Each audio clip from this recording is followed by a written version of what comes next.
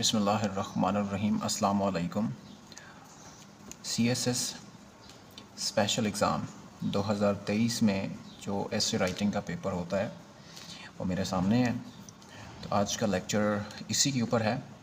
Creative writing का course आज से स्टार्ट है, तो उसमें आप लोग सीखेंगे कि कैसे analytical writing, critical writing, creative writing, argumentative writing, opinion based चीज़ें जो है ना वो उसका एनालिसिस किस तरह से कर सकते हैं एक टॉपिक का। अच्छा, अब हमारे पास इसके जो टॉपिक्स हैं 10 टॉपिक्स हैं, इसमें आप लोग देख सकते हैं।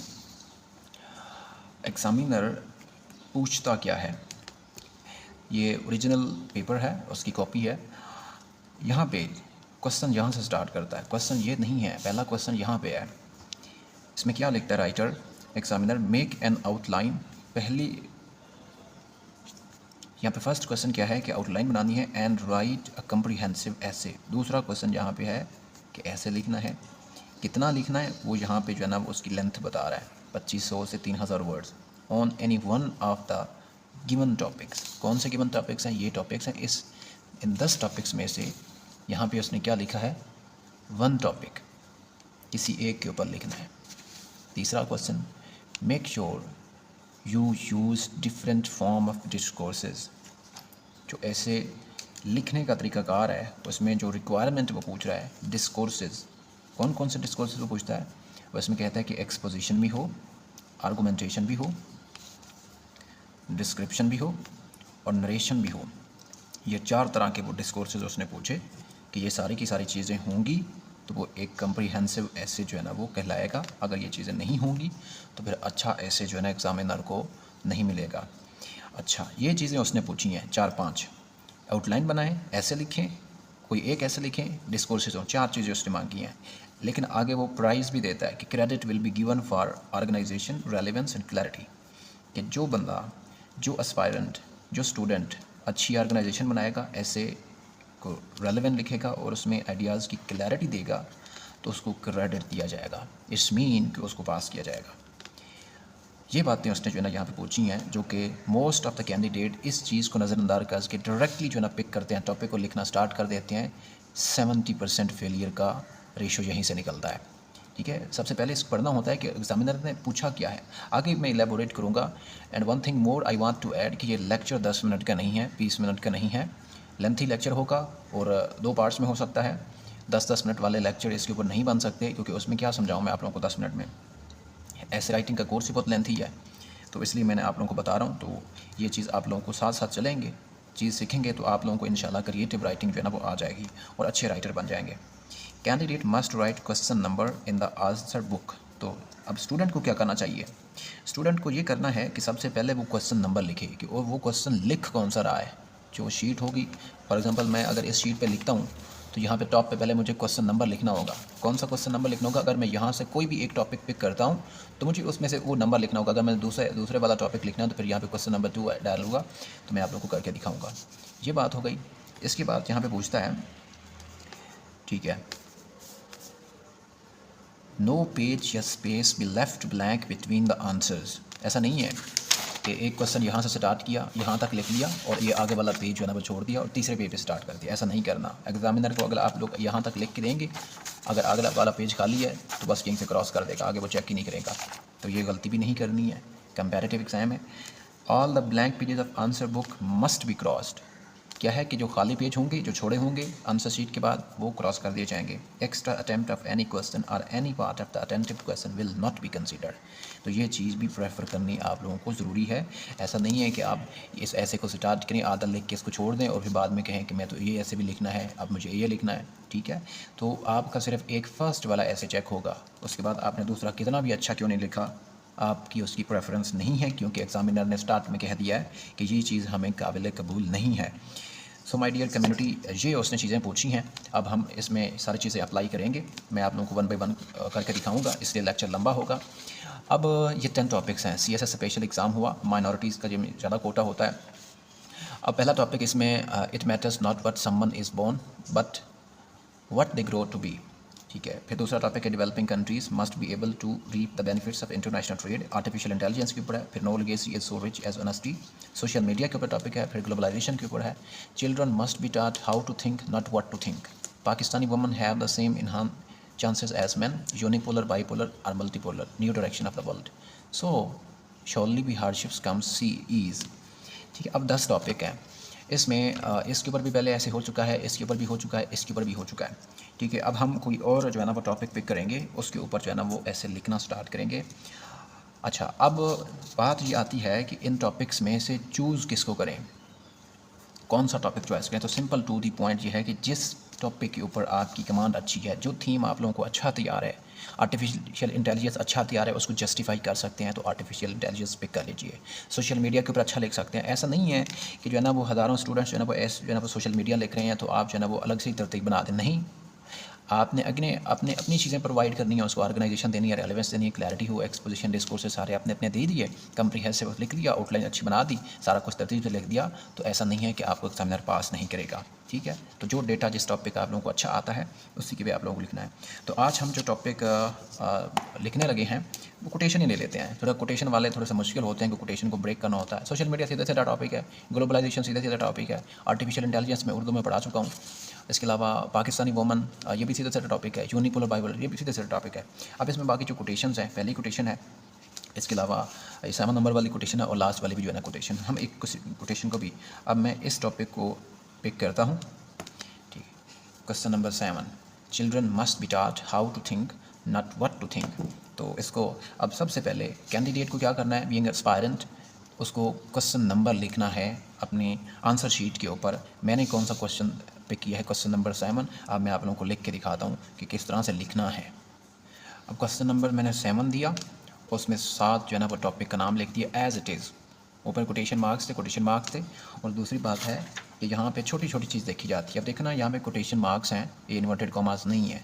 ठीक है। वो सिंगल वर्ड के ऊपर आते हैं, किसी प्रोनाउन के ऊपर आते हैं, ऐसा प्रोनाउन जो स्पेसिफिक हो, जिसको प्रॉपर प्रोनाउन कह सकते हैं, प्रॉपर नाउन कह सकते हैं, प्रोनाउन कह सकते हैं, प्रॉपर एडजेक्टिव कह सकते हैं, कोई प्रॉपर पर्सनैलिटी को नाम आ सकता है, तो उसके ऊपर जो इस तरह करके लगते हैं ना इन्वर्टेड, वो कॉमाज होते हैं। जैसे मैं कहता हूँ द होली कुरान, तो उससे जो ऊपर आएंगे वो इन्वर्टेड कॉमा। कोटेशन का मतलब है एक पूरी बात, ये एक पूरी बात है। ठीक है। कि बच्चों को ऐसे पढ़ाना चाहिए कि वो कुछ सोच सकें, उनको वो क्वेश्चन कर सकें, ना कि उनको ट्रेडिशनल एजुकेशन पढ़ानी चाहिए। ठीक है। तो कोटेशन मार्क्स लगे हुए हैं, उसके बाद यहाँ पे फुल स्टॉप लगा हुआ है। तो मैंने भी क्या किया, कोटेशन मार्क्स लिया, उसके बाद फुल स्टॉप लगाया। इन्वर्टेड कॉमास के अंदर आता है फुल स्टॉप, लेकिन कोटेशन मार्क्स के बाहर आता है। ग्रामर की छोटी छोटी मिस्टेक्स ज़रूर देखनी चाहिए, क्योंकि प्रेसी का जो पेपर होता है उसमें 10 मार्क की जो है ना वो करेक्शन आती है, सेंटेंस करेक्शन। ये हमने टॉपिक लिख लिया। अब इसके ऊपर सबसे पहले उसने पूछा था क्वेश्चन नंबर 1 कि आउटलाइन जो है ना वो बनाए। तो सबसे पहला हमारा क्वेश्चन ये है कि हम इसको कंप्लीट करेंगे आउटलाइन। सबसे जो डिफ़िकल्ट टास्क है वो आउटलाइन बनाना है। अब आउटलाइन बनाने के लिए, पूरा ऐसे लिखने के लिए, जो ऐसे की बेस है वो मैं आपको बता देता हूँ, जो हमारा आज का एजेंडा भी होगा इस लेक्चर का, जिसके ऊपर हम चलेंगे, और इसी के तहत हम इसकी पूरी आउटलाइन, बॉडी, इंट्रोडक्शन और पूरा ऐसे लिखेंगे। किसी भी ऐसे के लिए CSS, PMS, PCS, जो PSC, दुनिया का कोई भी ऐसे राइटिंग का कोर्स है जिसको लिखने के लिए जो इसकी जो बेस है, जो मैं समझता हूँ वो कुछ चीज़ें हैं। सबसे पहले कि एक टॉपिक की डीकंस्ट्रक्शन आनी चाहिए, कि टॉपिक को डीकंस्ट्रक्ट कैसे करना है। ठीक है। दूसरा ये है कि टॉपिक की ब्रेनस्टॉर्मिंग आनी चाहिए। तीसरा है, अगर ब्रेनस्टॉर्मिंग हो जाती है, रिकंस्ट्रक्शन हो जाती है, टॉपिक समझ आ जाता है, तो यहाँ पे फिर टॉपिक का आता है कि इसका स्ट्रक्चर क्या होना चाहिए। कौन सा स्ट्रक्चर, इंटरनेशनल कम्पैटिटिव एग्ज़ाम के लिए। ये चीज़ें हो गई। अच्छा, इसके अल्टरनेटिव को 7 चीज़ें चलती हैं जो इसको बेहतरीन बनाने के लिए और एग्ज़ामिनर से ज़बरदस्ती मार्क्स निकलवाने के लिए, जो मैं कहता हूँ सिक्रेसी है। तो ऐसे की स्पेशल वोकैबुलरी आनी चाहिए। अब ये वो वाली वोकैबुलरी नहीं है कि GRE की किताबों से जो आती है, डाउन न्यूज़पेपर में से आती है, उस वोकैबुलरी की बात नहीं कर रहा। ऐसे के अंदर वोकैबुलरी आती है, वो स्पेशल वर्ड्स होते हैं। अच्छा, इसके बाद स्ट्रक्चर में वो चीज़ें जो हमने पढ़ी क्वेश्चन में, कि इसकी ऑर्गेनाइजेशन होती है, इसकी रेलेवेंसी होती है, और इसकी कोहेरेंस होती है, प्लस जो है ना इसकी जो है ना वो क्लैरिटी होती है। ये चीज़ें आती हैं। अच्छा, इसके बाद आती है कि रेफरेंसेस, कोई भी ऐसे लिखना है बिना जो है ना आर्गूमेंट के, बिना रेफरेंसेस को उसको जस्टिफाई नहीं किया जा सकता। ये है जस्टिफिकेशन। किसी भी आर्गूमेंट को, किसी भी सुर्खी को, हेडर को जस्टिफाई करना है तो रेफरेंसेस आना ज़रूरी है। सबसे पहले हमारे पास है डिकंस्ट्रक्शन। तो हमारे पास टॉपिक है children must be taught how to think not what to think. अब लिटरली इसका मतलब निकालें कि बच्चों को ऐसा पढ़ाया जाना चाहिए कि वो हाउ टू थिंक कर सकें। हाउ टू थिंक का मतलब है वो क्वेश्चन कर सकें, वो चीज़ों को एनालाइज कर सकें, इन्फॉर्मेशन को, आइडियाज़ को इंटरप्रेट कर सकें, उस पर अमल पैरा हो सकें, उससे कोई ना कोई स्किल की डेवलपमेंट हो, वो इनोवेशन कर सकें, वो रिसर्च कर सकें, डेवलपमेंट कर सकें। नॉट व्हाट टू थिंक, ना कि वो ट्रेडिशनल लर्निंग जो रिवायती तालीम है जो सदियों से चली आ रही है कि वो पढ़ानी चाहिए, उसको जो है ना वो टॉट करना चाहिए। लिटरल मतलब इसका ये है। अच्छा, सबसे पहले इसमें देखें कि इसमें टॉपिक कौन सा दिया गया है। अब टॉपिक का मतलब ये नहीं है कि इसमें से देखना है, ये पूरा का पूरा ही टॉपिक है, लेकिन इसके अंदर से कीवर्ड्स पहचाने जाते हैं जिसके ऊपर लिखना होता है। तो पता तो चले ना कि लिखना किस चीज़ के ऊपर है। ये तो बात समझ आ गई कि ये इसने क्वेश्चन पूछा है, लेकिन इसके अंदर से कुछ चीज़ें हैं। अब यहाँ पे चिल्ड्रन का मतलब क्या है? चिल्ड्रन का मतलब है स्टूडेंट्स। जब पढ़ाया जाता है तो किन को पढ़ाया जाता है? स्टूडेंट्स को। अब ये चिल्ड्रन, उसके बाद डॉट को देखें तो ये भी एक कीवर्ड है। अब डॉट का मतलब क्या होता है? इंस्ट्रक्शन। जब भी कोई चीज़ इंस्ट्रक्शन दी जाती है, किसी को कुछ बताया जाता है, तो वो किस में आती है? टीचिंग में आती है। जब वो टीचिंग में आती है इसका मतलब है कि यहाँ पर किसकी बात हो गई? एजुकेशन की बात हो गई। ये पता चल गया कि ये बात तो एजुकेशन की हो रही है। अच्छा, मस्ट बी, वेरी इंपॉर्टेंट। चीज़ों को हमेशा इन चीज़ों को छोड़ दिया जाता है कि ऐसे को पहचानना आना चाहिए कि ऐसे के अंदर से चीज़ों को लिखना क्या है। मस्ट बी ये मॉडल वर्ब है, और मॉडल वर्ब 13 मॉडल वर्ब है। मॉडल वर्ब अगर किसी को आते हैं तो उसको बताना चाहिए कि जब भी मस्ट आता है, मॉडल वर्ब विल है, शल है, कैन है, कुड है, माइट है, ऑट टू है, यूज टू है, मस्ट। मस्ट जब भी आता है इसका मतलब होता है कंपलसरी। ठीक है, इसका मतलब क्या होता है? कंपलसरी। कोई भी चीज़ अगर कंपलसरी है, यू ऑफर द प्रेयर, नमाज कंपलसरी है, कुरान मजीद क्या है? पढ़ना चाहिए, कंपलसरी है। हार्ड एंड फास्ट है। इस मीन कि बच्चों को जो टाट करवाना चाहिए वो हार्ड एंड फास्ट है। क्या टाट करवाना चाहिए? इसके बगैर गुजारा नहीं है, इसको ख़त्म करना चाहिए। इट्स मीन कि ये तो हो गया पॉजिटिव और ये हो गया नेगेटिव। एक बात तो हमें ये समझ आ गई। मस्ट भी मतलब एक कंपलसरी है, इसका मतलब है ज़रूर चाहिए। तो इसका मतलब ऐसे इनिशिएटिव्स, ऐसी पॉलिसीज़, ऐसे नेशनल, इंटरनेशनल, रीजनल लेवल की जो प्लानिंग जो इस चीज़ को बेहतर कर सकती है वो। अच्छा, ये बात समझ आ गई कि यहाँ पे बात हो रही है। दूसरी बात यहाँ पे देखें, बच्चे, चिल्ड्रन है। चिल्ड्रन की जब भी बात होती है तो इसका मतलब है कि ऐसे इंस्टीट्यूशंस जहाँ पे तालीम दी जाती है, वो यूनिवर्सिटी है, वो कॉलेज है, वो स्कूल है, यहाँ पे वो बच्चों की बात हो रही है जो इनिशियल स्टेज में होते हैं। इनिशियल स्टेज इन वर्ड सेंस की जो primary plus middle plus high school में होते हैं, उन बच्चों की बात हो रही है। क्यों? क्योंकि इस वक्त जो माइंड होता है वो बिल्कुल यंग होता है, और उस पर जो ग्रोथ हो रही होती है बॉडी की, उसके अंदर हार्मोन्स हैं, उसके अंदर जो है ना वो मिनरल्स हैं, वो अच्छे से वर्क कर रहे होते हैं। उसमें जो है ना वो, मैं सीधा सीधा कहूँ, कॉग्निटिव डेवलपमेंट हो रही होती है। इस स्टेज पे जो बच्चे को पढ़ाया जाता है पूरी ज़िंदगी के लिए उसका आउटपुट वही निकलता है आगे जाके, उसमें जो भी जो है ना वो चीज़ें जो है ना डेवलप करनी है। तो यहाँ पे इसकी राइटर कहता है, एग्जामिनर कहता है कि बच्चों को कॉग्निटिव डेवलपमेंट करनी है, क्रिटिकल थिंकर बनाना है, क्रिएटिव राइटिंग की तरफ लेके जाना है, स्किल की डेवलपमेंट करवानी है, इंटेलेक्चुअल माइंड बनाने हैं, वैल्यूज़ सिखानी है, सोसाइटी की डेवलपमेंट करवानी है। तो यहाँ पर इनको सिखाएँ। क्या सिखाएँ? How to think.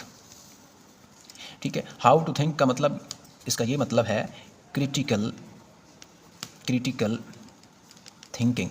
ऐसी थिंकिंग जिसमें अल्लामा इकबाल पैदा हो सकें, ऐसी थिंकिंग जिसमें से कैद आदम निकल सकें, ऐसी थिंकिंग जिसमें से अल्बर्ट आइंस्टाइन बन सकें। इसके अलावा जो भी दुनिया की वो पर्सनालिटीज़ जिन्होंने कुछ ना कुछ कंट्रीब्यूट किया है, जैसे माइक्रोसॉफ्ट की कंपनी है, तो माइक्रोसॉफ्ट को किसी ने तो बनाया था, कोई तो स्टूडेंट था जो पढ़ा होगा चाइल्डहुड में, फिर वो बड़ा हुआ होगा, फिर उसने जो है ना कोई चीज़ डेवलपमेंट की होगी।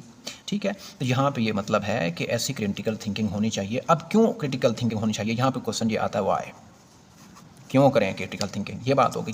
हाउ का चलो ठीक है, हाउ को दुरुस्त कर लेंगे कि इसमें कुछ ऐसी पॉलिसीज़ इंट्रोड्यूस करवा देंगे तो हो जाएगा। अब नॉट व्हाट टू थिंक, पहले क्या है कि ये नेगेशन है।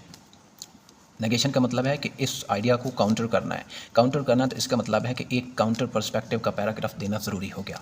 इस चीज़ को काउंटर करना है तो इसके आर्गूमेंट्स दे गया। अच्छा, व्हाट टू थिंक का मतलब होता है कि जो ट्रेडिशनल लर्निंग थी ना, ट्रेडिशनल लर्निंग है, ये ट्रेडिशनल आइडियोलॉजीज़ हैं, आइडियाज़ हैं, ओपिनियंस हैं, जो भी चीज़ है। मीन टू से सीधे सीधे कहूँ कि मैट्रिक से आज तक जो है ना वो बायोलॉजी एक ही रही है, आज तक वो चेंज नहीं हुई है पाकिस्तान के अंदर। हालांकि दुनिया जो है ना वो रिसर्च की तरफ चली गई है, वो इनोवेशन की तरफ चली गई है। फिनलैंड को देखें तो वो स्टार्ट में बच्चों को जो है ना वो ऐसी क्रिएटिव राइटिंग सिखाते हैं, प्रैक्टिकल वर्क सिखाते हैं। वो स्टार्ट से ही जो है ना वो चीज़ें जो है ना डेवलप करना शुरू कर देते हैं, छोटे छोटे ड्रोन्स बना लेते हैं और इसके अलावा आर्ट वर्क कर लेते हैं। लेकिन यहाँ पर नहीं है। तो एग्जामिनर यही बात कर रहा है कि इस चीज़ को काउंटर करें और इस चीज़ को काउंटर करके इसको इसमें कन्वर्ट करें और इसको अच्छा करने के लिए ये चीज़ पहले देखें और ये करें। तो ये होती है डिकंस्ट्रक्शन के टॉपिक की डिकंस्ट्रक्शन के लिए टॉपिक को समझना ज़रूरी होता है। अब टॉपिक की समझ आ गई कि यहाँ पे बात हो रही है एजुकेशन की। एजुकेशन में बात हो रही है बच्चों की, यंग माइंड्स की। यंग माइंड्स में उनको अगर ठीक करना है तो यंग माइंड में भी उसको क्रिटिकल थिंकिंग सिखानी है। तो फिर कुछ ऐसे स्टेप्स लेने होंगे, कुछ ऐसी पॉलिसीज़ इंट्रोड्यूस करवानी होगी। किस लेवल पे इंट्रोड्यूस करवानी होगी तो वो इंटरनेशनल लेवल को समझने के लिए, ठीक है, नेशनल, रीजनल और ग्लोबल तीनों का कंट्रीब्यूशन या कोऑपरेशन होना ज़रूरी है। नेशनल लेवल पे अगर हर कंट्री डेवलपमेंट करेगा, अच्छा अब क्वेश्चन आता है कि कहाँ कहाँ डेवलपमेंट करें, कहाँ कहाँ पे क्रिटिकल थिंकिंग की ज़रूरत है, कहाँ कहाँ पे हाउ टू थिंक की ज़रूरत है। तो वो कुछ एरियाज़ हैं, वो भी मैं आपको बता देता हूँ। अब वहाँ पे क्रिटिकल थिंकिंग चाहिए जो नेशनल, ग्लोबल, रीजनल इशू है। एजुकेशन क्या है, ये नेशनल इशू नहीं है बल्कि ग्लोबल इशू है। इसके बाद देखें तो हमारे पास नेक्स्ट आता है गवर्नेंस है, तो ग्लोबल इशू है। हर कंट्री की डेमोक्रेसी ग्लोबल इशू है। क्लाइमेट चेंज ग्लोबल इशू है। इसके अलावा डिजिटलाइजेशन है और साथ अगर देखें सोशल मीडिया है, आर्टिफिशियल इंटेलिजेंस है। ये कुछ जो है ना वो टॉपिक्स हैं, थीम्स हैं जो कि जो है ना वो ग्लोबल इशूज़ हैं। अगर इनको ठीक कर लिया जाए नेशनल लेवल पे क्या क्या चीज़ें आएंगी, ठीक है, टॉपिक्स से पता चल गया है कि ये सारा का सारा जो है ना ओवरलैप करता है। इनको ठीक करेंगे तो इनका जो रूट काज है सब के सब पीछे क्या है, एजुकेशन है। अब नेशनल लेवल पे जो इश्यूज़ हैं वो क्या है, पॉलिटिकल इश्यूज़ हैं। कॉम्पिटेंट लीडरशिप नहीं है, गवर्नेंस अच्छी नहीं है, डेमोक्रेसी अच्छी नहीं है, रूल ऑफ लॉ नहीं है, फ्रीडम ऑफ एक्सप्रेशन नहीं है। इसके अलावा इकोनॉमिक इश्यूज़ हैं। कंट्री लेवल पर देखें तो पाकिस्तान की इकोनॉमी बूस्ट नहीं कर रही, डेट इकोनॉमी है।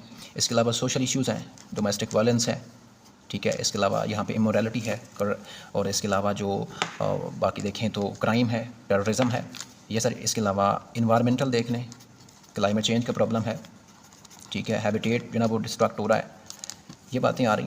उसके बाद जो ना डिजिटल देखें तो यहाँ पे फेक न्यूज़ वगैरह, फॉल्स न्यूज़ वगैरह, मिस इन्फॉर्मेशन वगैरह, डिजिटल डिवाइड हो रहा है। ये इश्यूज़ हैं एक कंट्री के लेवल पे और यही इश्यूज़ हैं रीजनल और यही इश्यूज़ हैं ग्लोबल, जिसके लिए ज़रूरत है कि क्या किया जाए, हाउ टू थिंक किया जाए, ठीक है।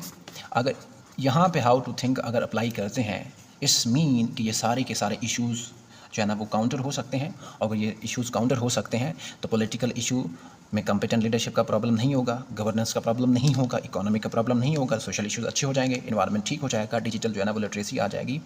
इस मीन के सारा का सारा जो है ना वो सिस्टम ठीक हो जाएगा और वो कौम, वो नेशन, वो मुल्क, वो रीजन वो ग्रो कर जाएगा। ये बात है हाउ टू थिंक की। अच्छा, हाउ टू थिंक में ये बात तो समझ आ गई कि इस वाई का जवाब क्या है। इस वाई का जवाब है ये सारे के सारे फैक्टर्स, ये सारी की सारी डायमेंशंस। अच्छा, फिर दूसरा क्वेश्चन आता है कि करें कैसे। इन दो चीज़ों का अगर जवाब ढूंढ लिया जाए तो पूरी की पूरी क्या है कि आउटलाइन बन जाएगी, ठीक है। डिकंस्ट्रक्शन समझ आ गई। अब हमारे पास आता है कि हम इसकी जो है ना वो डिकंस्ट्रक्शन के बाद दूसरा मैंने कहा था कि ब्रेनस्टॉर्मिंग करनी है। अब ब्रेनस्टॉर्मिंग के लिए यहाँ पे हमने किस चीज़ की ब्रेनस्टॉर्मिंग करनी पूरा टॉपिक किया, लेकिन उसमें क्वेश्चन किसका ढूंढना था कि हाउ से पहले जो ना वो वाई का क्वेश्चन ढूंढा जाए, ठीक है, वाई का क्वेश्चन ढूंढा जाए। अब इसका क्वेश्चन का जवाब हमारे पास कहाँ पे है, इसके अंदर जवाब है, यहाँ से हमने जवाब क्रिएट करना है। तो मैं सब कुछ चीज़ों को लिख लेता हूँ कि सबसे हमारे पास यह है पॉलिटिकल। अब पॉलिटिकल लेवल पे हाउ टू थिंक कैसे और क्यों करें, तो यहाँ पे अब अपने ब्रेनस्टॉर्मिंग का मतलब है कि जो जहन में आता है ना उसको यहाँ पे लिखना है, ठीक है। सिंगल पॉइंट लिख सकते हैं, इसके अलावा मतलब सिंगल वर्ड लिख सकते हैं, डबल वर्ड लिख सकते हैं, ठीक है। इन चीज़ों को सोचना है और जो आता लिख दें। अब मैंने कहा है कि यहाँ पे हमारे पास जो टॉपिक्स हैं, टॉपिक का ये हरगिज़ मतलब नहीं होता कि जो सिर्फ़ और सिर्फ एजुकेशन दिया गया है तो एजुकेशन के ऊपर ही लिखना है, बिल्कुल एजुकेशन के ऊपर लिखना है, लेकिन उसकी कनेक्टिविटी बनानी है, ऑर्गेनाइजेशन करनी है, तो मल्टीपल डायमेंशंस को कन्वर्ट करना आना चाहिए। अब मैंने वो सारे के सारे जो है ना वो टॉपिक्स लिख दिए हैं जहाँ जहाँ पे एजुकेशन का रोल है, गवर्नेंस में है, डेमोक्रेसी में है, इकोनॉमी में है, AI, globalisation, digitalisation, media, gender, इसके अलावा एनवायरनमेंट, वुमन, जेंडर जो है ना यहाँ पे आना था, वहाँ से रख दिया, कोई बात नहीं है। इनके अंदर देखें कि पॉलिटिक्स का क्या किरदार है। यहाँ पे पॉलिटिकल जो है ना वो एस्पेक्ट आप ब्रेनस्टॉर्म कर सकते हैं। पॉलिटिकल में सबसे पहले क्या हमारे पास प्रॉब्लम है, हमारे पास गवर्नेंस का ही प्रॉब्लम है। अब गवर्नेंस का प्रॉब्लम है तो यहाँ पे हमारे पास पहला जो है ना वो वर्ड हमारे पास आ जाता है कि अगर हम गवर्नेंस को ठीक कर लेते हैं तो गवर्नेंस के बाद हमारे पास चीज़ें जो हो जा सकती हैं, तो हमारे पास हम यहाँ पर लिख सकते हैं गवर्नेंस। जस्ट मैंने लिखा गवर्नेंस को क्या करना है, करेक्ट करना है, इसलिए क्रिटिकल थिंकिंग की ज़रूरत है। अच्छा, जब गवर्नेंस को करेक्ट कर लेंगे तो यहाँ पे लिखेंगे क्या, इसका मतलब है कि जो पॉलिटिकल लेवल पे जो चीज़ें बनती हैं, पॉलिसीज़ बनती हैं, इसके अलावा डिसीजन मेकिंग का प्रोसेस होता है, या फिर मैं कह सकता हूँ कि आइडियोलॉजीज़ होती हैं दुनिया की, वो समझ आ सकेंगी, ग्लोबल पॉलिटिक्स समझ आ सकेगी। अच्छा, इसके बाद पॉलिटिकल पार्टीज़ किस तरह से उनकी फॉर्मेशन होती है, उनका क्या रोल होता सकता है, ये समझ आएगा।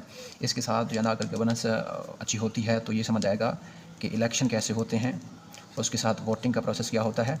इस मीन कि इलेक्टोरल प्रोसेस समझ आ जाएगा। ठीक है, जब बच्चों को इन इंस्टीट्यूशंस में सिखाया जाएगा कि गवर्नेंस के क्या जो है ना वो पिलर्स होते हैं, उनके क्या एलिमेंट्स होते हैं, उनको सिखाया जाएगा कि पॉलिटिकल आइडियोलॉजीज़ जो है ना वो इसके ऊपर किस तरह से क्रिटिकल थिंकिंग करनी है, तो वो डिफरेंट लेवल पे जाके उसको क्या कर सकेंगे, उनको समझ आएगा कि लिबरलिज्म क्या होता है, कंजर्वेटिज्म क्या होता है, उनको समझ आएगा कि सोशलिज्म क्या होता है। ये जो देखा ना कि किस तरह से जो है ना वो चीज़ें जो है ना वो जहन में आ रही हैं। ठीक है, इन चीज़ों को साझा किया। उसके बाद उनको ये समझ आएगा कि पॉलिटिकल पार्टीज़ की जो पॉलिसीज़ होती हैं वेरियस एस्पेक्ट में उनका सोसाइटी के ऊपर क्या असरात होते हैं, उनके खुद के ऊपर क्या असरात होते हैं, ये समझ आएगा। अब उनको ये समझ आएगा कि वोटिंग होती क्या है। देखो ना, एक छोटे लेवल पे एक मॉनिटर होता है, ठीक है, क्लास का मॉनिटर होता है, उसको फिर वोटिंग होती है, तो ये मिनी डेमोक्रेसी हो गई ना। ठीक है, ये मिनी इलेक्शन कह सकते हैं इसको। तो वहाँ से भी ये चीज़ जो है ना वो ये चीज़ एग्जामिनर को बताएं कि यहाँ पे मिनी इलेक्शंस हो रहे हैं स्कूल में, कॉलेज में, यूनिवर्सिटी में। वहाँ पे अगर ये चीज़ ठीक कर दी जाए, उसको बता दी जाए कि चीज़ें जो है ना कॉम्पिटेंट लेवल पे लेके चलनी है। छोटे लेवल पे अगर उसको जमहूरियत समझ आ जाएगी तो फिर बड़े लेवल पे जाके वो खुद ब खुद जो है ना वो ठीक जो है ना वो काम करेगा। फिर इसमें उसको ये भी समझ आएगा कि मीडिया का यहाँ पे क्या रोल होता है, और इंफॉर्मेशन क्या होती है, और ये पॉलिटिकल बायस क्या होता है। तो ये सबसे पहले कि गवर्नेंस को ठीक करना है, तो सबसे पहले ब्रेनस्टॉर्मिंग हमारे पास पॉइंट ये आ गया पॉलिटिकल स्पेक्ट में। अच्छा, नंबर 2 में अगर देखें तो यहाँ पे मैं एक और चीज़ यहाँ पे मेंशन करना चाहूँगा।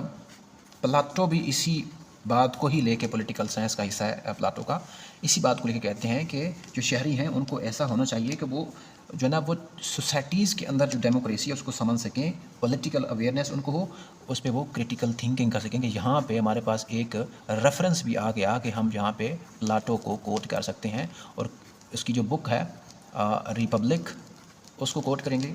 द रिपब्लिक है जो उसने 380 BC में लिखी थी। ठीक है, दूसरी बात पे हम जब ये समझ आएगा तो उनको अगर छोटे लेवल पे सियासत सिखाई जाए, पॉलिटिक्स छोटे लेवल पे, स्कूल के लेवल पे पॉलिटिक्स सिखाई जाए, जब छोटे लेवल पे ऑर्गेनाइजेशंस बनती हैं, जो कॉम्पिटिशन्स होते हैं स्कूल कॉलेजेस के अंदर, वहाँ पे उनको सिखाया जाए, उनको जब मॉनिटर बनाया जाता है, किसी चीज़ का मैनेजर या डायरेक्टर बनाया जाता है, या कहते हैं कि प्रेसिडेंट बनाया जाता है, तो वो फिर उसको समझ आता है कि ये पॉलिटिक्स ये है। अगर वहाँ पर वो सीख सकता है ना पॉलिटिक्स, तो फिर यहाँ पर उसको बाद में जब वो मेच्योर होगा, उसकी आइडियाज़ की क्रिटिकल थिंकिंग जो आएगी, जब वो सीख जाएगा तो उसकी लर्निंग होगी, तो फिर उसको समझ आएगा कि ये पॉलिटिक्स ग्लोबल लेवल पे किस तरह से कंट्रीज़ को इफ़ेक्ट कर रही है, इम्पैक्ट कर रही है, उनको बेनिफिट दे रही है। इट्स मीन कि यहाँ पे उसको इंटरनेशनल रिलेशंस की समझ आएगी। ठीक है, फिर उसको यहाँ पे समझ आएगा कि ये क्लाइमेट चेंज का प्रॉब्लम क्या है। फिर यहीं पे उसको समझ आएगा कि ये जो इंटरनेशनल ऑर्गेनाइजेशंस बनी हुई हैं, SCO बना हुआ है, OIC बना हुआ है, वेस्टर्न यूरोपियन यूनियन बनी हुई है, UN, इनके डबल स्टैंडर्ड समझ आएंगे, मीडिया के डबल स्टैंडर्ड समझ आएंगे। इसके अलावा जो ग्लोबल लेवल पे कश्मीर है, गाज़ा है, यूक्रेन है, यहाँ पर उसको जो है ना वो जियो पॉलिटिक्स समझ आएगी कि यहाँ पे कोऑपरेशन क्या होती है, कॉन्फ्लिक्ट क्या होते हैं, ये चीज़ें वो समझ सकेगा। देखिए बात कहाँ से स्टार्ट हुई है और चिल्ड्रन को कहाँ पे लेके आ गए हैं, तो ये बात हो गई। और तीसरा यहाँ पे पॉइंट कह सकते हैं जो अगर यहाँ पे इसको ये समझ आता है तो इसका मतलब है यहाँ पे उसको राइट्स भी मिल रहे हैं। तीसरा अगर पॉइंट लिखूँ तो राइट्स की बात कर लें। अब राइट्स हमारे पास फंडामेंटल भी होते हैं और ह्यूमन भी होते हैं। ह्यूमन राइट्स की बात करनी है, फंडामेंटल राइट्स आपको बोलते हैं, और राइट्स मीन कि यहाँ पे उसको जस्टिस मिल सकता है। इस मीन कि छोटे लेवल पे अगर उसको इक्विटी या इक्वालिटी मिल सकती है, यहाँ पे इनइक्वालिटी नहीं आएगी, फिर वो ग्लोबल लेवल पे भी, नेशनल लेवल पे भी, रीजनल लेवल पे भी इस चीज़ को जो है ना वो डिनाई करेगा। अच्छा, तो अब जस्टिस जो है ना वो सोशल भी है, इकोनॉमिक भी है, हर चीज़ में जो है ना वो जस्टिस है, पॉलिटिकल लीडरशिप में है, इसके अलावा क्या कह सकते हैं कि हर जगह पे आप इसको जो है ना वो फाइंड कर सकते हैं। इस तरह करके उसको जो है ना यहाँ पे चीज़ें समझ आएँ कि यहाँ पे उसको पॉलिटिक्स में पावर का स्ट्रक्चर समझ आएगा, यहाँ पे उसको समझ आएगा कि प्रेसिडेंट की पावर क्या होती है, फिर नीचे मॉनिटर की पावर क्या होती है, फिर मेंबर्स की पावर क्या होती है। ये मिनी पॉलिटिक्स है। मिनी पॉलिटिक्स समझ आ गई तो फिर जो मेन पॉलिटिक्स है वो समझना मुश्किल नहीं है। तो यहाँ पे क्रिटिकल थिंकिंग चाहिए, यहाँ पे हाउ टू थिंक चाहिए, ऐसी टीचिंग यहाँ पे चाहिए। सेकंड हमारे पास है इकोनॉमिक एस्पेक्ट है। अब सबसे दुनिया का बड़ा मसला ही इकोनॉमी का है। इकोनॉमी में ग्रोथ नहीं है, और दूसरी बात है फिर ये सस्टेनेबल नहीं है। सस्टेनेबल का मतलब है कि यहाँ पे इनइक्वालिटी है, जो रिच है वो रिच है, जो पुअर है वो पुअर रह जाता है। इस मीन कि यहाँ पे इनइक्वालिटी का कॉन्सेप्ट भी ख़त्म करना है, तो यहाँ पे क्रिटिकल थिंकिंग करवानी होगी। मीन कि सस्टेनेबल इकोनॉमी चाहिए तो यहाँ पे क्रिटिकल राइटर्स और क्रिटिकल इकोनॉमिस्ट प्रोड्यूस करना होंगे। टू दी पॉइंट अगर बात करूँ, अगर इकोनॉमिस्ट को, क्रिटिकल इकोनॉमिस्ट, उसको पता है ना कि पॉलिसी इकोनॉमी की कैसे बनती है, जीडीपी क्या होती है, अच्छी जो है ना ग्रोथ के लिए क्या क्या पॉलिसीज़ बनानी पड़ती हैं, तो यहाँ पे फिर उसको सिखाना ज़रूरी है। दूसरी बात है कि यहाँ पे अगर इकोनॉमी के साथ अगर उसको फाइनेंस, घर के लेवल पे जब बजट बनता है ना, घर का बजट, एक सालाना जो एक महीने की जो तनख्वाह आती है उसमें पता चलता है कि घर का अखराजात क्या हैं, एजुकेशन पे कितने पैसे लगेंगे, हेल्थ पे कितने पैसे लग रहे हैं, और क्रॉप्स पे कितने पैसे लग रहे हैं, फार्मिंग सिस्टम में कितने पैसे लग रहे हैं, छोटे भाई को कितने पैसे देने हैं, सिस्टर को कितने पैसे देने हैं। अगर ये समझ आ गया ना तो ये घर का बजट है, मिनी बजट है, ये घर का फाइनेंस है। तो फाइनेंस समझना है तो यहाँ पे इसके लिए लिटरेट होना ज़रूरी है, इसके लिए बच्चों को पढ़ना ज़रूरी है, सिर्फ ट्रेडिशनल लर्निंग नहीं, क्रिटिकल लिंकिंग।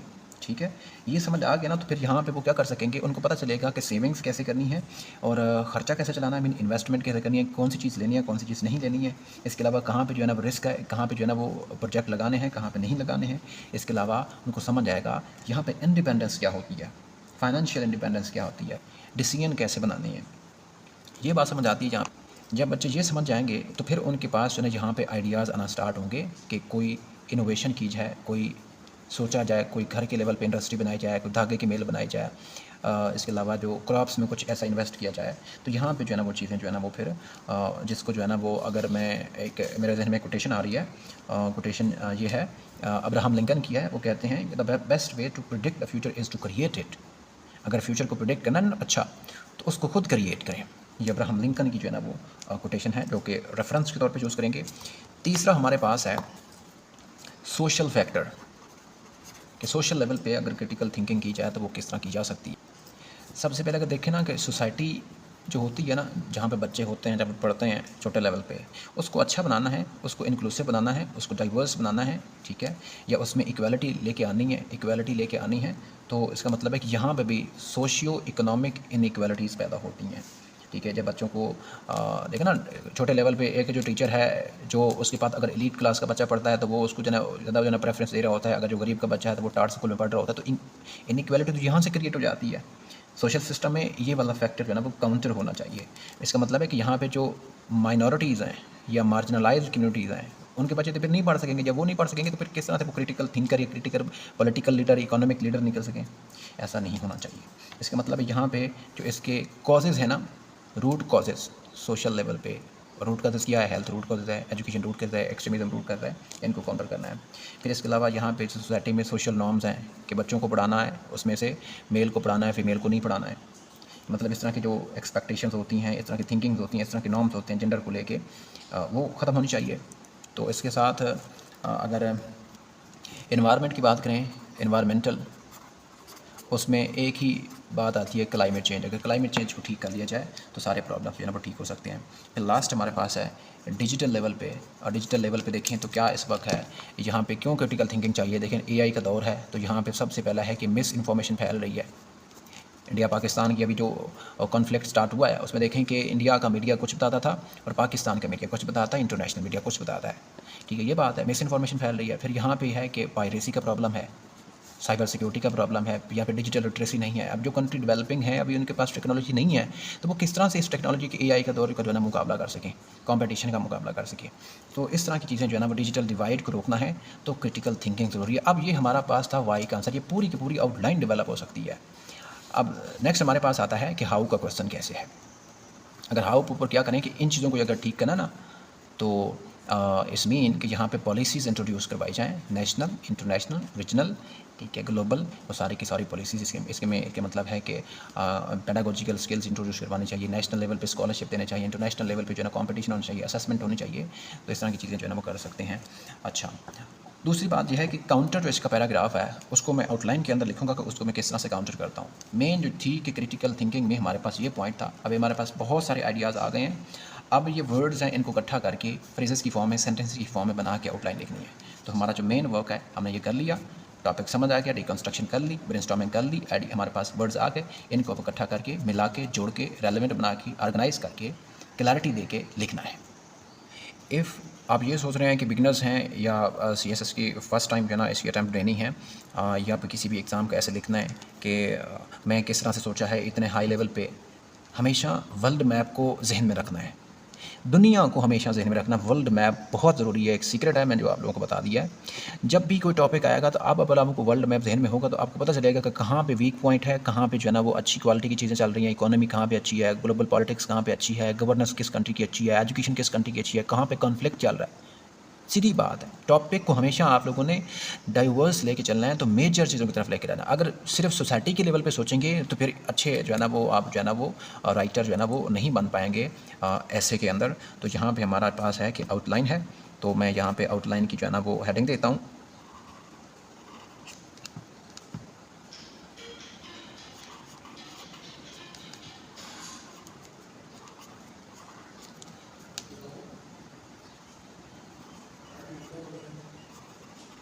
आउटलाइन की हेडिंग आ गई, तो हमारे पास सबसे पहले चीज़ क्या आती है, इंट्रोडक्शन। सबसे पहले हमने क्या लिखना होता है, इंट्रोडक्शन लिखना होता है। अच्छा, सबसे हेडिंग पहले मैंने लिख दी इंट्रोडक्शन की, यहाँ पे आ जाएगा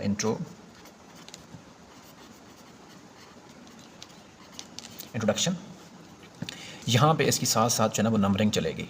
ये पॉइंट नंबर 1 है, इसको पॉइंट नंबर जो है ना वो 1 कर दिया, ठीक है। अब इंट्रोडक्शन के अंदर हमेशा जो चीज़ लिखी जाती है उसको हम बोलते हैं हुक कह लें।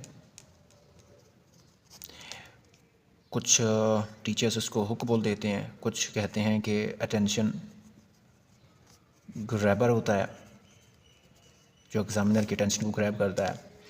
कुछ कहते हैं कि ये टॉपिक सेंटेंस होता है, ये सेंट्रल पॉइंट होता है। कुछ कहते हैं कि ये थीसिस स्टेटमेंट होती है पूरे टॉपिक की, जो भी समझ लें। इस मीन के यहाँ पे इंट्रोडक्शन में अगर यहाँ पे लिखना है तो लिख सकते हैं, ये हार्ड एंड फास्ट नहीं है कि यहाँ पे लिखना ज़रूरी है। अगर लिख दें तो एग्ज़ामिनर को पता चल जाएगा कि आपका स्टांस क्या है, हाउ टू थिंक को किस तरह से आप उसके ऊपर पॉजिटिविटी शो करते हैं, और नॉट टू थिंक को किस तरह से काउंटर करते हैं, और किस तरह से इसका इनिशिएटिव लेते हैं। और ये आप इंट्रोड्यूस यहाँ पे कर सकते हैं। अगर यहाँ पे इंट्रोड्यूस नहीं करना तो फिर इंट्रोडक्शन के अंदर तो इसको लिखना पड़ेगा। तो इसलिए मैं यहाँ पे इसको लिख देता हूँ।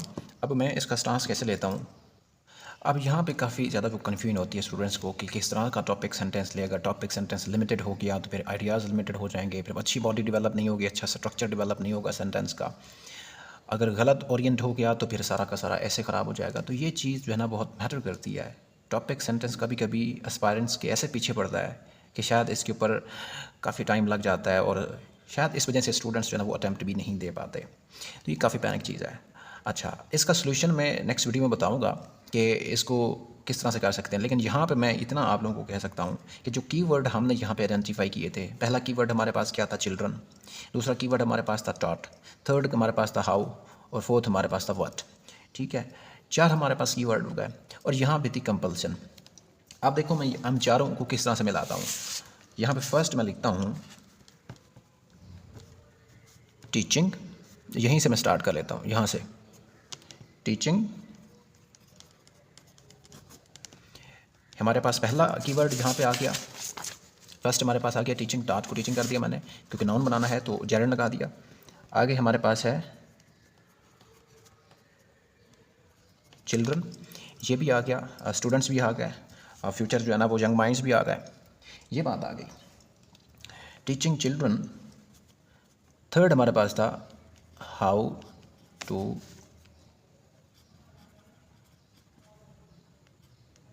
थिंक, ये हमारे पास कीवर्ड आ गया। अच्छा, ये बात हो गई।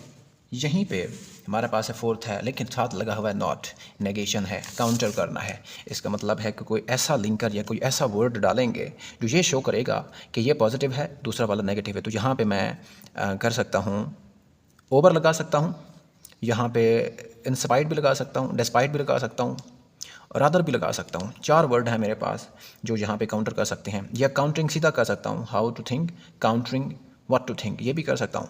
लेकिन यहाँ पे अगर लिखूँ रादर के साथ हमेशा जो है ना वो दैन आता है, rather than what to think. अच्छा, यहाँ तक क्या है, 4 वर्ड्स हमने कनेक्ट कर लिए। कौन से की वर्ड्स, ये बात हो गई। अब कंपल्शन देखिए, जो चीज़ कंपल्सरी है उसको आप लोगों ने मस्ट भी लगा सकते हैं, ठीक है। लेकिन अगर यहाँ पे सारे के सारे वर्ड्स कॉपी कर लिए जाएँ तो फिर सब मेजर प्रॉब्लम।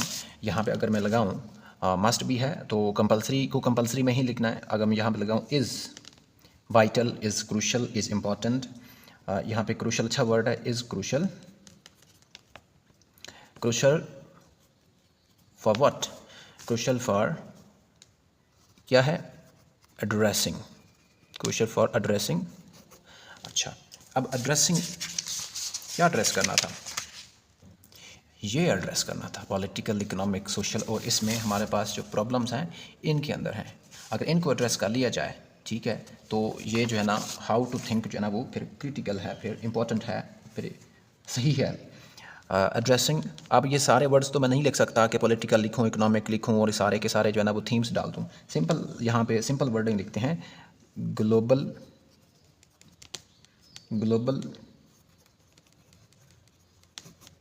चैलेंजेस कर दें। अब ग्लोबल चैलेंजेस में सारे के सारे आ जाते हैं।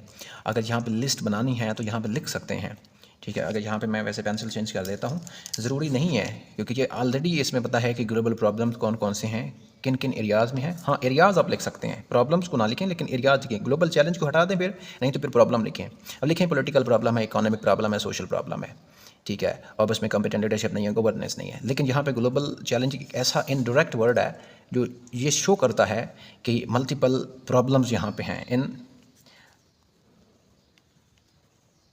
Politico economic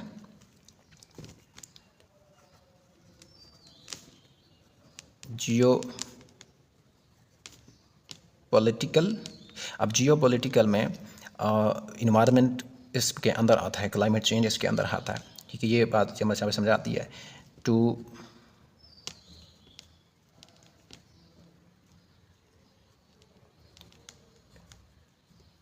digital domains in politico economic, यहाँ पे सोशल का वर्ड ऐड करना था जो मिस हो गया, बहरहाल उसको भी ऐड करना ज़रूरी था, खैर है, तो यहाँ पे ऐड कर सकते हैं उसको। ये बात हो गई, मतलब सारे के सारे यहाँ पे हमारे पास जो सब डायमेंशंस थी, मेजर डायमेंशन थी, वो सारी की यहाँ पे कनेक्ट हो गई, ठीक है। अब एग्जामिनर को पता चल गया कि ये 5 एरियाज़ जो मेजर हैं इस दुनिया में, उसके अंदर जितने भी ग्लोबल इश्यूज़ हैं वो इन 5 एरियाज़ के अंदर है। गवर्नेंस का इशू है तो इन्हीं के अंदर है, डेमोक्रेसी का इशू है तो इन्हीं के अंदर है, एजुकेशन का इशू है तो यही इसी के अंदर है। ये बात हो गई। अच्छा, अब इसको ठीक कैसे करना है, ये है वाई का आंसर, क्यों करें, ये प्रॉब्लम है, इसके लिए हाउ टू थिंक करना ज़रूरी है। अच्छा, अब इसको ठीक कैसे करें, हाउ का जवाब कैसे दें, तो यहाँ पे अब लिख सकते हैं डेवलपिंग या नर्चरिंग या डेवलपिंग कर सकते हैं, डेवलपिंग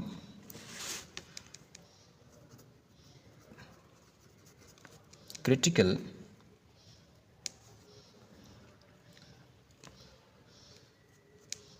कैपेबिलिटीज़, कैपेबिलिटी या कैपेबिलिटीज़ कर दें, ठीक है, या क्रिटिकल थिंकिंग। अच्छा, developing critical thinking enables,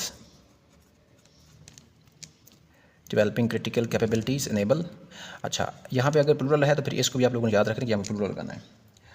enable, enable किसको, कौन, ये चिल्ड्रन, इनेबल। अब चिल्ड्रन है, मैं रिपीट नहीं करूँगा, रेपिटेशन होगी तो सारा का सारा जो है ना थीसिस स्टेटमेंट खराब हो जाएगा। मैं यहाँ पे लिख सकता हूँ यंग माइंड्स, यंग माइंड से मतलब है चिल्ड्रन, यंग पॉपुलेशन। अच्छा, क्यों? टू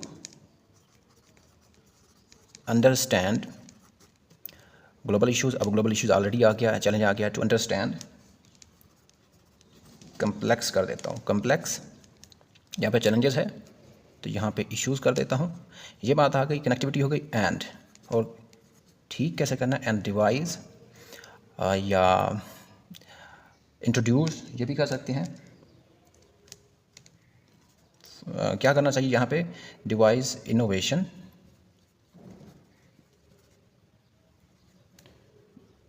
हाँ, इनोवेशन एंड सस्टेनेबल। ये वर्ड बहुत इंपॉर्टेंट है। सस्टेनेबल का मतलब है जो हर चीज़ के जो है ना वो हर सेक्टर के लिए, हर डायमेंशन के लिए जो है ना वो इक्वलिटी रखता हो। सस्टेनेबल सॉल्यूशंस, ये बात हो गई। अब यहीं पे मैं कर देता हूँ beyond conventional ideas, beyond conventional knowledge, beyond conventional education. अब ये बियॉन्ड कन्वेंशनल एजुकेशन क्या है? व्हाट टू थिंक का आंसर है यहाँ पे। अब देखिए, teaching children how to think rather than what to think, ये पूरा का पूरा टॉपिक आ गया। क्यों is crucial for addressing global challenges, ये इसका जवाब आ गया। अब इसको ठीक है, इनको एड्रेस करना है तो इसका ये है, developing critical capabilities enable young minds to understand complex issues. ये इश्यूज़ जो है ना वो समझने हैं, इनको ठीक करना है। तो फिर यंग माइंड्स में क्या करना पड़ेगा? Critical capabilities, critical thinking, creativity develop करनी पड़ेगी। उनको एनालाइज करने का तरीका सिखाना पड़ेगा, उनको एक्सप्लोर करने का तरीका सिखाना पड़ेगा, उनको क्वेश्चन करना सिखाना पड़ेगा, उन आइडियाज़ को इंटरप्रेट करना सिखाना पड़ेगा। ठीक है, वो इन इश्यूज़ को समझ पाएंगे और क्या कर पाएंगे? इनोवेशन कर पाएंगे, सस्टेनेबल सॉल्यूशंस प्रोड्यूस कर पाएंगे। कन्वेंशनल आइडियाज़ से बहुत बड़े, पूरा का पूरा टॉपिक इसके अंदर जो है ना वो आ गया। ये होता है कि 2500 वर्ड्स जो लिखना होता है, 3000 वर्ड जो लिखना होता है, उसके लिए कोई 2-3 ऐसी लाइनें लिखी जाएं जो 2500 वर्ड का क्रक्स हो। सही है, ये होता है thesis statement, topic, sentence, hook कह लें, जो भी कह सकते हैं इसको। ये बात आ गई। फर्स्ट जो है ना हमारी हेडिंग जो है ना वो कंप्लीट हो गई। नेक्स्ट हेडिंग की तरफ चलते हैं। जब भी हेडिंग बनानी है तो टॉपिक आपके सामने होना चाहिए। अब यहाँ पे देखें स्टूडेंट्स, यहाँ पे ये बताया जा रहा है कि ये टीचिंग अच्छी नहीं है, ये टीचिंग अच्छी है। इसका मतलब ये ट्रू नहीं है, ये ट्रू है। तो इस मीन्स कि यहाँ पे जो इसका पर्पज़ है वो बताया गया है कि इसका ट्रू पर्पज़ क्या है। तो यहाँ पे पॉइंट नंबर 2 लिख देते हैं। तो यहाँ पे लिख सकते हैं ट्रू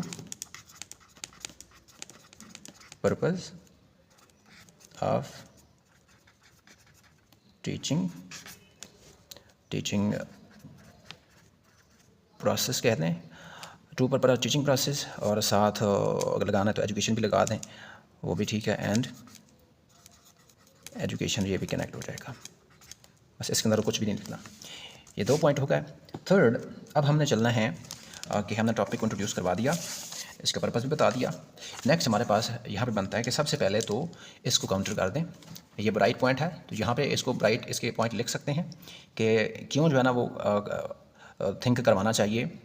लेकिन उससे पहले इसका एक काउंटर, ये नेगेटिविटी है, इसको भी नेगेटिविटी का पॉइंट भी यहाँ पे आना ज़रूरी है। अब इस पॉइंट को किस तरह से लिखना है तो यहाँ पे लिख सकते हैं। देखो, अब सोचें, काउंटर पॉइंट लिखना है तो कैसा काउंटर पॉइंट दूँ? ये तो पता है कि ट्रेडिशनली अभी जो है ना ये सिस्टम चल रहा है, अभी वही रट्टे वाली जो है ना वो तालीम चल रही है, क्रैमिंग करवाई जाती है, वही ट्रेडिशनल सब्जेक्ट्स हैं, वही पढ़ा जाते हैं, एग्ज़ाम लिया जाता है और मार्क्स दिए जाते हैं, शीट्स दी जाती हैं, और फिर उसके बाद जो है ना स्टूडेंट्स जो है ना वो घूमते रहते हैं। तो ये तो कोई अच्छा। अब देखें, जब प्लाटो का दौर था, अरिस्टोटल का दौर था, उस ज़माने की एजुकेशन देखें तो वो भी जो पहाड़ों में पढ़ते थे लोग, या जिधर भी पढ़ते थे गारों में पढ़ते थे। हकीम लुकमान को देखें, और इसके अलावा जो पुराने दौर के लोगों को देखें, वो किस तरह से पढ़ते थे। उनके लिए तो ये चैलेंज था ना। तो अगर उनको आज वाले दौर के साथ कनेक्ट करना है तो ऐसी वर्डिंग लगानी होगी। तो यहाँ पे पॉइंट नंबर 3 दें, यहाँ पे लिखें the challenge, the problem, the hindrance of teaching. क्योंकि स्टार्ट में तो यही, उनको क्या पता था उस वक्त क्रिटिकल थिंकिंग क्या होती है, सिर्फ तालीम देना ज़रूरी था। टीचिंग, अच्छा, how to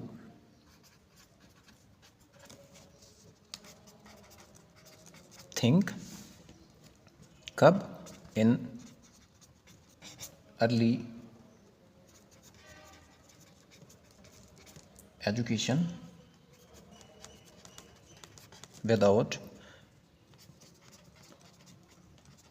knowing, without defining भी कर सकते हैं, नोइंग भी कर सकते हैं, व्हाट टू थिंक। अब यहाँ पे लिखते हैं अ काउंटर व्यू पॉइंट।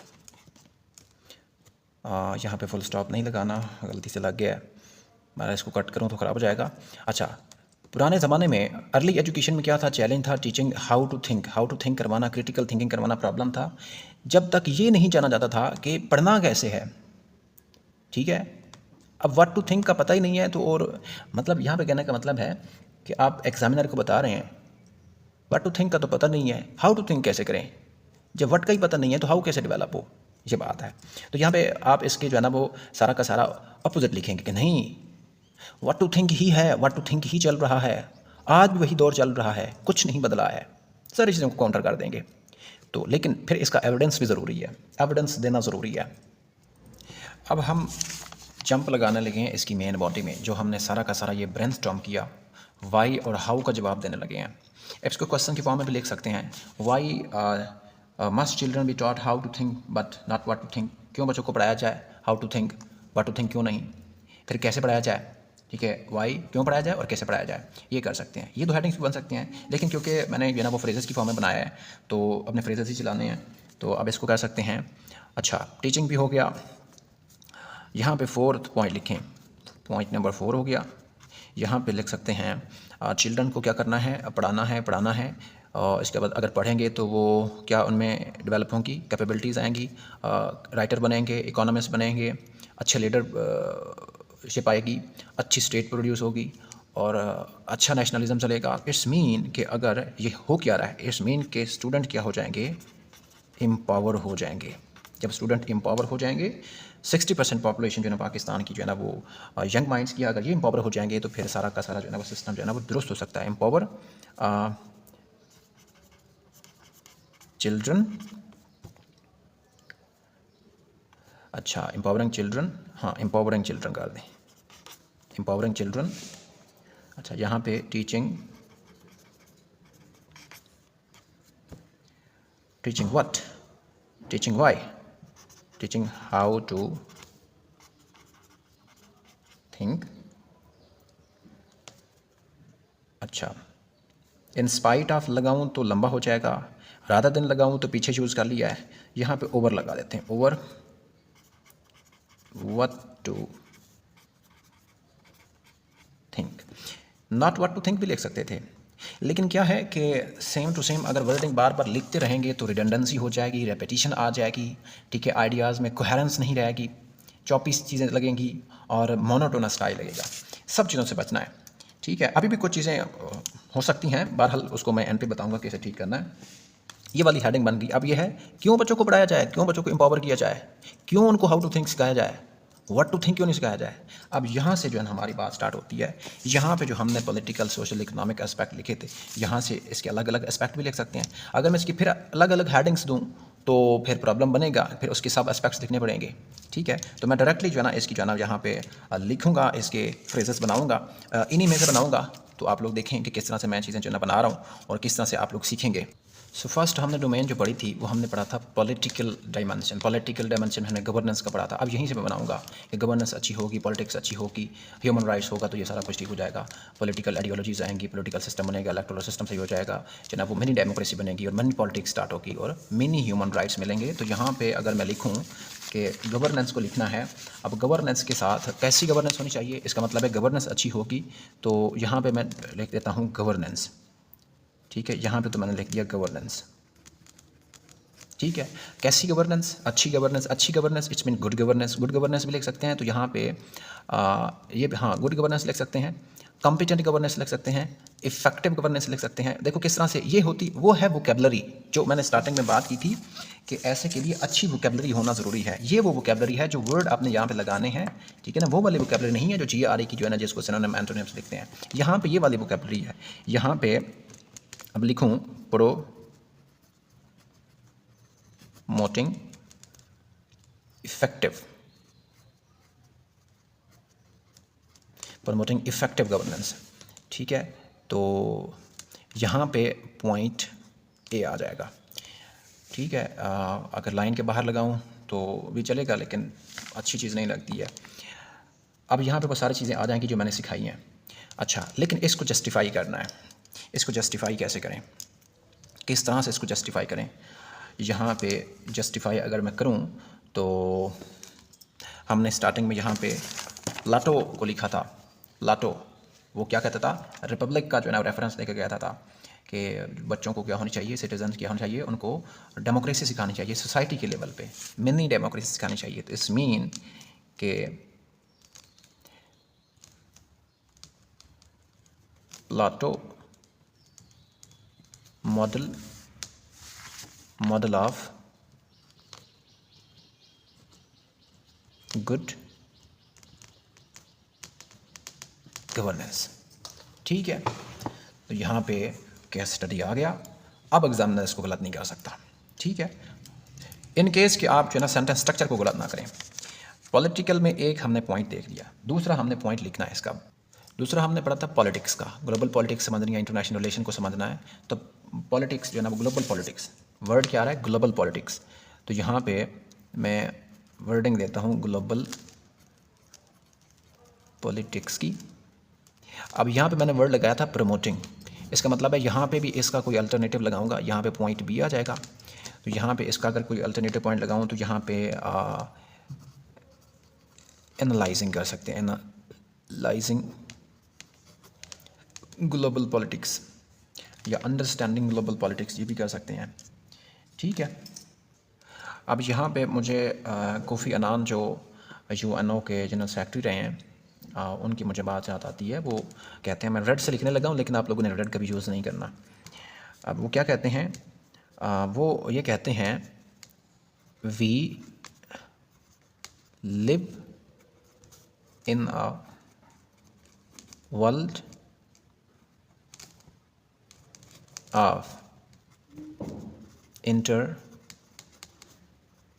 डिपेंडेंस। दुनिया, वी का मतलब है दुनिया, global nations. No nation can isolate itself from others। ये उनकी कोटेशन है।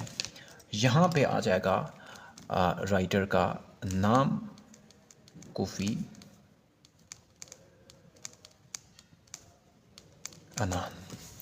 ठीक है, तो दूसरा पॉइंट भी हमारा ऐसा हो गया कि अब इस राइटर इसको गलत नहीं कर सकता। ये इसकी जस्टिफिकेशन है, इसका प्रूव है। तो 2 पॉइंट काफ़ी हैं पॉलिटिकल के। अब हम नेक्स्ट चलते हैं, जो हमारे पास हमने नेक्स्ट बनाए थे। यहाँ पे हमारे पास इकोनॉमिक था, और सबसे बड़ा प्रॉब्लम ही हमने इकोनॉमी का कहा था कि इकोनॉमी में इनइक्वालिटी है, यहाँ पे जो है ना वो जस्टिस नहीं है। तो इसको ठीक करना है, तो सबसे पहले यहाँ पे क्या करना पड़ेगा। अब सी पॉइंट में यहाँ पे लिखने लगा हूँ, अंडरस्टैंडिंग फॉर सस्टेनेबल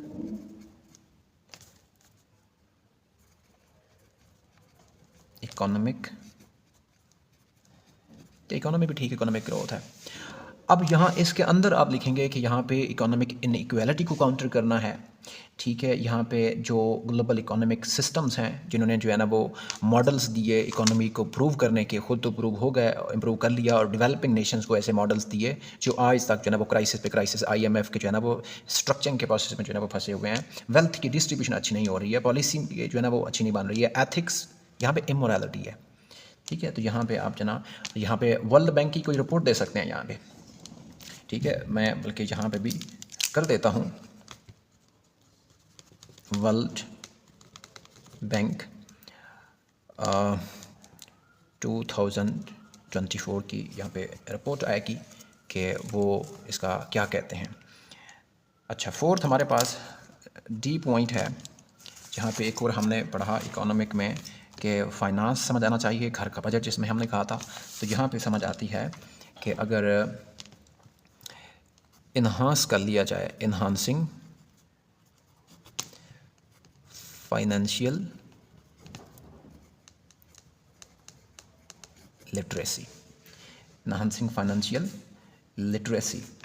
अच्छा, यहाँ पे कोई भी आप यहाँ पे जो है ना इसका दे सकते हैं, इसका प्रूफ आप लोगों की मर्ज़ी है, और जो भी देना है, नहीं देना है तो ना दीजिए।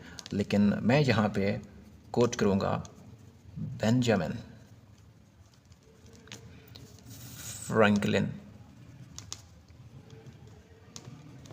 बेंजामिन फ्रैंकलिन को, जिसमें वो कहते हैं कि इन्वेस्टमेंट अगर नॉलेज में होगी ना तो वो बेस्ट इंटरेस्ट पे करेगा। ठीक है, तो इसलिए नॉलेज में इन्वेस्ट करना चाहिए। Benjamin Franklin model of investing in knowledge. ठीक है, तो ये आ गया। अच्छा, फिफ्थ हमारे पास पॉइंट आ जाएगा। दो हमने जो है ना इकोनॉमिक भी लिख लिए, अब सोशल के लिखने हैं, एक दो पॉइंट इसके लिख देते हैं। अब यहाँ पे हमारे पास ई पॉइंट आएगा। सोशल में काफ़ी सारे हैं लेकिन इसको मैंने इकट्ठा लिखना है, तो मैं यहाँ पे कर देता हूँ। चैलेंजिंग सोशल नॉर्म्स भी ठीक है, स्टीरियोटाइप भी ठीक है, understanding social economic social inequality भी ठीक है, लेकिन ये सारे के सारे वर्ड जो है ना पहले लगा चुका हूँ। तो यहाँ पे ये कह सकते हैं कि एडवोकेटिंग अच्छा वर्ड है, एडवोकेटिंग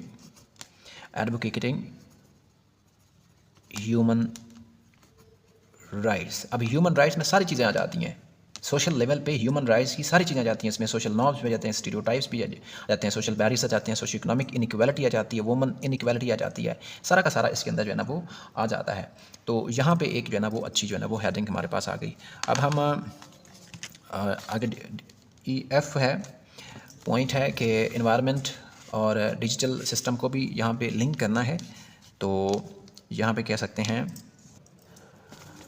अगर इन्वायरमेंट में इनोवेशंस लेके आएँ तो मिटिगेशन का प्रोसेस है या फिर अडाप्टेशन का प्रोसेस है, या प्री जो होते हैं अलार्म्स होते हैं उसके, साइक्लोन्स के, सुनामी के, जो वेदर इवेंट्स होते हैं, तो उनसे अगर बचा जाए तो क्रिएटिव प्रॉब्लम सॉल्विंग की टेक्निक्स आई जाए, ग्रीन इंटरप्रेन्योरशिप का प्रोग्राम लाया जाए, पॉलिसी मेकिंग का प्रोसेस अच्छा किया जाए जिसमें टेक्नोलॉजी आती है तो सस्टेनेबिलिटी आएगी तो यहाँ पे जो है ना वो ठीक हो सकता है। तो यहाँ पे सीधा सीधा अगर लिख सकते हैं कि innovation for environmental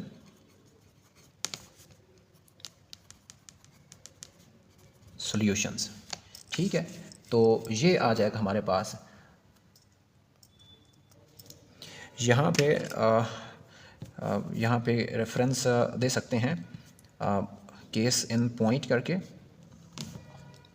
case in point. अब यहाँ पे क्या आएगा, द इनोवेटर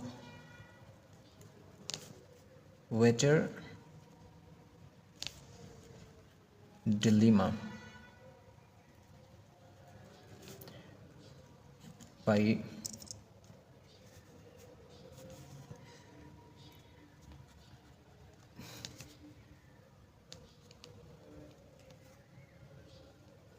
क्रिस्टेंसन। ठीक है, तो ये जहाँ पे जो है ना वो आ जाएगा।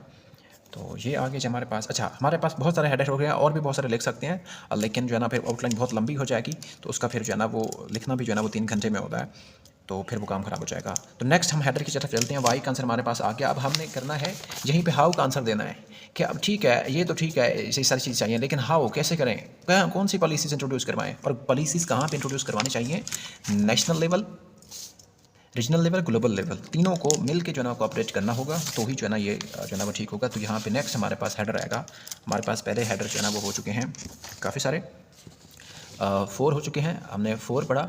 हाँ, अब हमारे पास है 5th पॉइंट। यहाँ पे पॉइंट नंबर 5 आएगा। तो यहाँ पे कर सकते हैं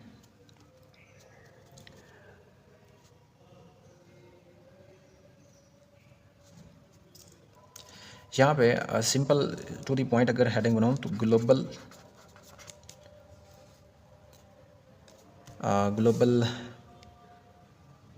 पॉलिसी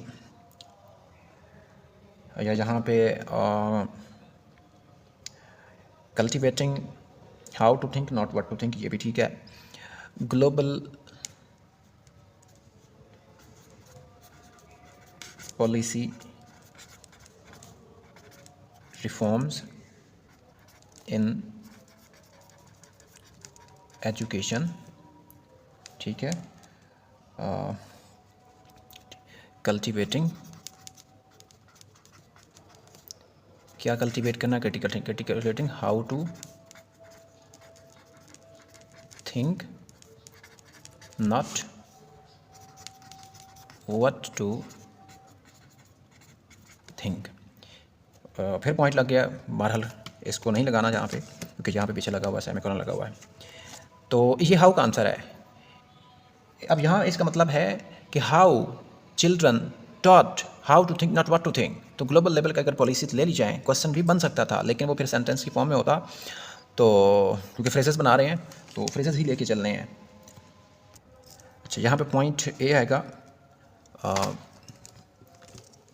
यहाँ पे sparking the desire to understand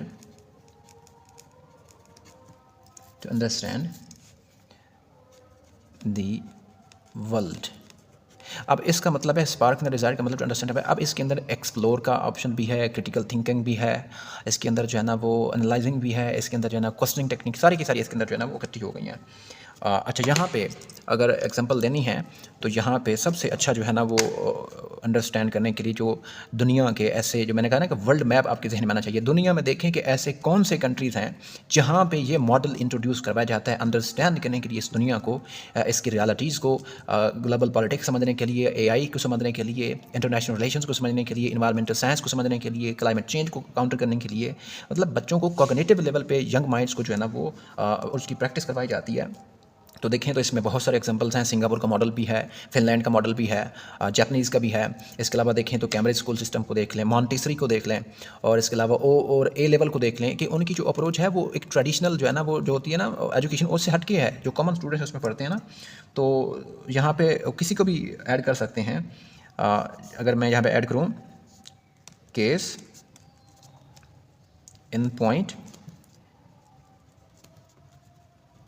the तीसरी मेथड ऑफ द यूएस, ठीक है, काफ़ी है। यहाँ पे लिखना इतना सारा काफ़ी है, बस हाईलाइट करना। देखो फ्रेज़ की फॉर्म में ना, फ्रेज़ की फॉर्म में है, कोई ज़रूरत नहीं है। हाँ, कोटेशन होती तो फिर उसको लिखा जा सकता था, क्योंकि कोटेशन को तो फ्रेज़ में नहीं ना कन्वर्ट कर सकते। बी पॉइंट में लिख सकते हैं स्टूडेंट्स को इनकरेज करना चाहिए। हाँ ठीक है, encouraging students to analyze and interpret what information करते हैं। अब information किसी चीज़ की भी हो सकती है। तो यहाँ पे कोई एग्जांपल देनी है तो ठीक है, नहीं तो आगे मूव करते हैं। सारी एग्जांपल्स जो है ना वो नहीं देनी। अच्छा, नेक्स्ट हम कर सकते हैं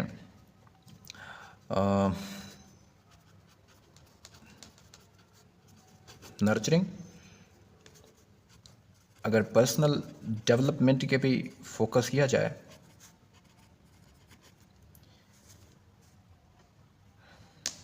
एंड सेल्फ आइडेंटिटी, ये भी अच्छी बात है। नेशनलिज्म प्रमोट होगा, मतलब इसमें जो है ना वो लिख सकते हैं। डी पॉइंट हमारे पास है,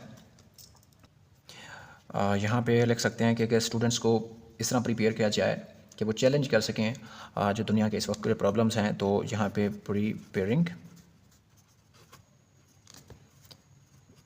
स्टूडेंट्स, चिल्ड्रन भी कर सकते हैं लेकिन रेपिटेशन नहीं करनी है, इसलिए जो है ना टू अप्रोच चैलेंजेस। इस तरह स्टूडेंट्स को जो है ना वो अप्रोच की जाए कि वो चैलेंजेस को जो है ना वो उसके सामना फेस कर सकें। कैसे? विद, हाँ, रेजिलियंस अच्छा वर्ड है, ठीक है, तो ये वाला जहाँ पे लिख सकते हैं। अच्छा, फिर यहाँ पे ई पॉइंट पे भी एक लिख लें कि चिल्ड्रन को एससी जो है ना वो इन्वॉल्व चिल्ड्रन इन एक्टिविटीज़